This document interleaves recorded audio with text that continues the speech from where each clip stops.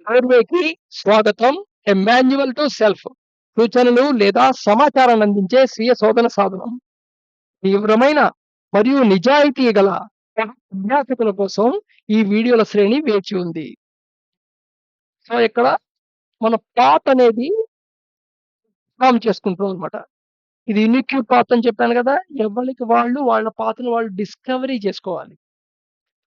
In the changing of individual personality and in the continuous changing of their environment. మధ్యేయ మార్గం అంటారు దీన్ని. So, దీంట్లో మనం హ్యాండిల్ చేయవలసిన ఫేజెస్ ఏమిటి? Correcting methods of food. అంటే ఇది తిను, ఇది తినకూడదు, ఇది తిను అనే ఫ్యాప్స్ కాదు, రూల్స్ కాదిది. నీ ఇండివిడ్యువల్ స్టేటస్ చూసుకొని దాన్ని బట్టి నువ్వు నీకై పూర్తి అవగాహనతో ఇంప్లిమెంట్ చేయవలసిన విషయాలు.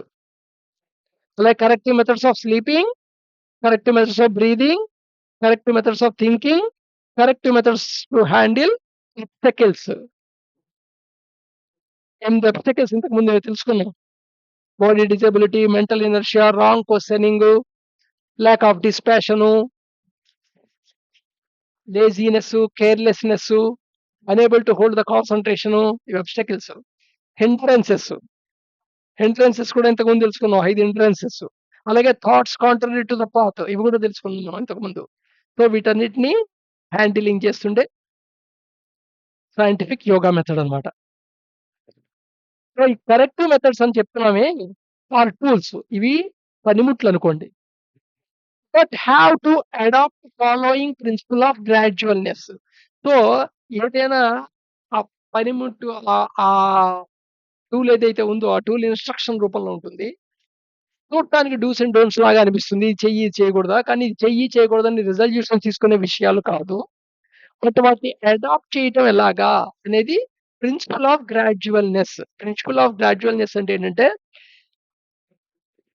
నువ్వు తీసుకొస్తున్న మార్పు ఏదైతే ఉందో, ఆ మార్పు నీ యొక్క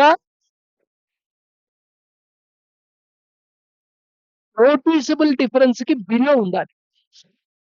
అంటే నువ్వు నోటీస్ చేస్తున్నట్టుగా ఉండకూడదనమాట. సపోజు నువ్వు నిద్ర 8కి లేస్తున్నావు. సో, 7:55కి లేవటం ముందు అలవాటు చేసుకో. 5 నిమిషాలు డిఫరెన్స్ పెద్ద డిఫరెన్స్ కింద అనిపించదు. నోటీసబుల్ డిఫరెన్స్‌కి బిలో ఉండాలనమాట. అరగంట పెట్టుకొని లేచావనుకో లేవలేవు. ఇంకా 5 నిమిషాలు, ఇంకా 5 నిమిషాలు, ఇంకా 5 నిమిషాలని గంట ఎక్కువ పడుకుంటావు. So, principle of gradualness. అలాగే నువ్వు సపోజు అల్టిమేట్ టార్గెట్ ఏదేంటి ఫుడ్‌కి అని చెప్పుకున్నాం 25 మార్సెల్స్ పర్ డే. సో, దానికి ఒక్క సెపరేట్‌గా వెళ్ళకూడదు. కొంచెం, కొంచెం, కొంచెం, కొంచెం తగ్గించుకుంటూ వెళ్ళాలి. ఈ తగ్గించుకుంటున్నప్పుడు చాలా విషయాలు మైండ్‌లో పెట్టుకోవాలి. బ్యాలెన్స్ ఫుడ్ అనేది.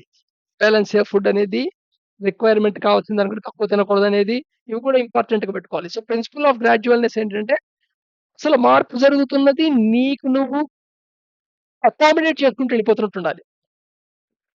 అడ్జస్ట్ చేసుకొని వెళ్తున్నట్టుగా ఉండకూడదు. అడ్జస్ట్ చేస్తున్నావు అంటే నీకు కాదని తెలుసు. కానీ నువ్వు ఒబే చేసావు. అది ఫోర్స్‌ఫుల్ నుంచి వచ్చిందే. అకామిడేట్ చేస్తున్నట్టుండాలి. No no resolutions. నిర్ణయాలు తీసుకుంటాం కాదు. హ్యాపీ న్యూ ఇయర్, బర్త్‌డే నిర్ణయాలు కాదు.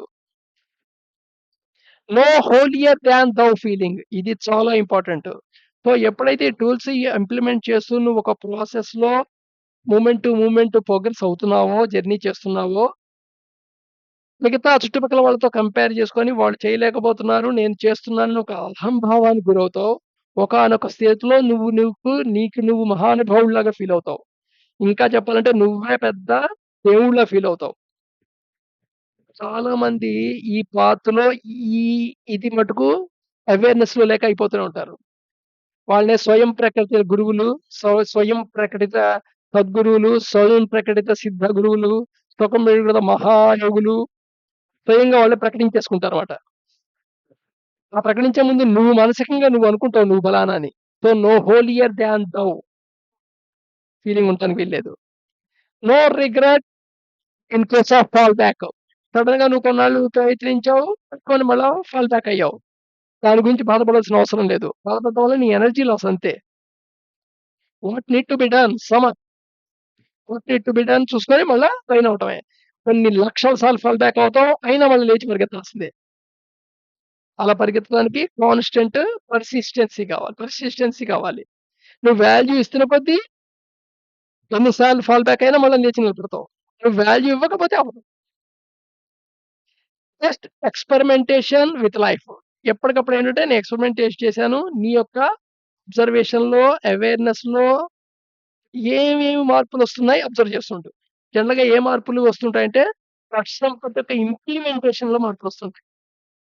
అంటే నువ్వు వివేకంగా ప్రవర్తిస్తుంటావు, వైరాగ్యంగా ప్రవర్తిస్తుంటావు, షట్ సంపత్తి సమ, దమ, ఉపరమ, తితిష్క, సమాధాన, శ్రద్ధ అండ్ ముముక్షుత్వ. మొత్తం ఇవన్నీ నీకు తెలియకుండా ప్రాక్టీస్‌లో కనబడుతుంటాయివి. ఆ స్థితులన్నీ. వాటి యొక్క ఫ్రీక్వెన్సీ పెరుగుతూ ఉంటుంది. మొదట్లో కావాలని ఇంప్లిమెంట్ చేసినట్టు అనిపిస్తుంది. తర్వాత నేచురల్ ఇంప్లిమెంటేషన్ పొజిషన్‌లోకెళ్తామనమాట. So, ask yourself, can anything be achieved in a overnight? ఓవర్‌నైట్‌గా టక్కుమని ఏదో చక్కని మహిమ జరిగిపోయి, ఏదో మహత్యం జరిగిపోయి, టక్కున ఏదో జరిగిపోయేది ప్రపంచంలో ఏదైనా జరిగిందా? నువ్వేమైనా చూసావా అలాగా? నువ్వు ఏది సాధించాలనుకున్నా చాలా గ్రాడ్యుయల్‌గానే జరిగుంటది. నువ్వు నడక నేర్చుకోవటానికి 2, 3 ఏళ్ళు పట్టింది. నువ్వు పరిగెత్తడానికి 4 ఏళ్ళు పట్టింది. అదే ఒక వాళ్ళు పరుగుడు పోటీల్లో ప్రయత్నించేవాడైతే కనీసం 6, 7 ఏళ్ళు ప్రయాస ఉంటుంది వాడిది. ఒక సంగీతం విద్వాంసుడు సంగీతం అలాగా ప్రదర్శన ఇస్తున్నాడంటే నిరంతర కృషి 10, 15 ఏళ్ల కృషి ఉంటుంది. ఏది ఓవర్‌నైట్ అచీవ్ అయిపోదు. Rome is not build in a day అంటారు కదా! So, corrective methods are the tools that have to adapt following principle of gradualness. ఇది మట్టుమటుకు మర్చిపోద్దు. ఫోర్సింగ్ వద్దు, రిజల్యూషన్స్ వద్దు, హోలియర్ దాన్ థౌ ఫీలింగ్ అసలు రానీయద్దు. ఇది తర్వాతొస్తుంది. Practice sustain అప్పుడొస్తుంది. అది వచ్చినప్పుడు థాట్ లెవెల్‌లోనే దాన్ని గుర్తుపడితే దాన్ని అవేర్‌నెస్‌లో తెచ్చుకుంటే పడిపోతుంది. మళ్ళీ అక్కడ దాంతో ఫైటింగ్ చేయక్కర్లా. No regret in the case of fall back. Fall back అయినంత మాత్రాన గిల్టీ ఫీల్ అవ్వాల్సిన అవసరం లేదు. జస్ట్ ఒక ఎక్స్‌పెరిమెంట్ చేస్తున్నాను అనుకోండి అంతే. ప్రతి టూల్‌ని అడాప్ట్ చేస్తున్నాను. జస్ట్ అబ్జర్వ్ చేస్తుంటాను లైఫ్‌ని. విట్‌నెస్ చేస్తూ ఉంటాను. దీంట్లో ప్రధాన ప్రిన్సిపల్ ఏమిటయ్యా అంటే మొత్తం యోగిక్ పాత్‌లో ఫాలో ద నేచర్. ప్రకృతిని ఫాలో అవ్వు. రిత్ గవర్న్స్ ద నేచర్. రిత్ అంటే ఏమిటనుకున్నాం? ఆర్డర్. ఈ ప్రపంచంలో నీకు నువ్వు ఈ అబ్జర్వేషన్ చేస్తున్న సిస్టమ్ స్కోప్ పరంగా నువ్వు ఎంత పరిధిలో అబ్జర్వ్ చేస్తున్నావో దాని పరంగా నీకేదైనా క్రమరాహిత్యంగా కనబడచ్చేమో. కానీ అంతకంటే లోతుగా, నిశితంగా యాస్ ఎ హోల్ నీ యొక్క అబ్జర్వేషన్ యొక్క స్కోప్ ఆఫ్ రేంజ్ పెంచుకుంటూ పోతే ఆర్డర్‌నీనెస్ తెలుస్తుంది. అలాగే ఈ కంప్లీట్ ఎగ్జిస్టెన్స్ ఉందే, ఎగ్జిస్టెన్స్ అంటే ఏమున్నాయి దీంట్లో? నీకు విజువల్‌గా కనబడే ప్రపంచం, భూ, భువః, ఫైనెస్ట్ ప్రపంచం, స్వః. భూర్భువః స్వః అంటాం గదా! అంటే అది సటిల్ ప్రపంచం. ఈ మొత్తం ఉందే ఇదంతా ఎగ్జిస్టెన్స్ అంటాం. ఈ ఎగ్జిస్టెన్స్ అంతా ఒక రిత్. రిత్ అంటే ఆర్డర్. ఆ ఆర్డర్ గవర్న్ చేస్తూ ఉంటుంది ఈ నేచర్‌నంతా. ఆర్డర్ అంతా నీకెలా కనబడుతుంది? నీ అబ్జర్వేషన్‌కి లాస్‌లా కనబడుతుంది. If our actions follow rita, we will not have to remember dharma. So, dharma అనంగానే ఏదో వేదాలను బట్టి పట్టేసో, ఉపనిషత్తులను బట్టి పట్టేసో, లేదా రూల్స్ కింద రాసేసుకోనో, ఆ రూల్స్ అన్ని బట్టి పట్టేసేసి అవన్నీ ఇంప్లిమెంట్ చేసేయటం కాదు. ఈ నేచర్‌ని గవర్న్ చేసేది రిత్. అంటే ఆర్డర్. ఆ ఆర్డర్‌కి అలైన్ అయ్యి నీ యాక్షన్స్ ఉండాలి. అంటే నువ్వు ధర్మంలో ఉన్నట్టే. ప్రత్యేకంగా గుర్తుంచుకోవాల్సిన అవసరం లేదు. ధర్మ ఇట్‌సెల్ఫ్ వర్క్స్ అప్ ఇన్‌సైడ్ అస్. ఆ వెంటనే ఎప్పుడైతే నువ్వు రిత్‌కి అలైన్ అయ్యి నీ యొక్క ప్రవర్తనలున్నాయో ఆటోమేటికల్‌గా నీ లోపల నుండి, నీ ఇన్‌సైడ్ నుండి ధర్మ వేకప్ అయిపోతుంది.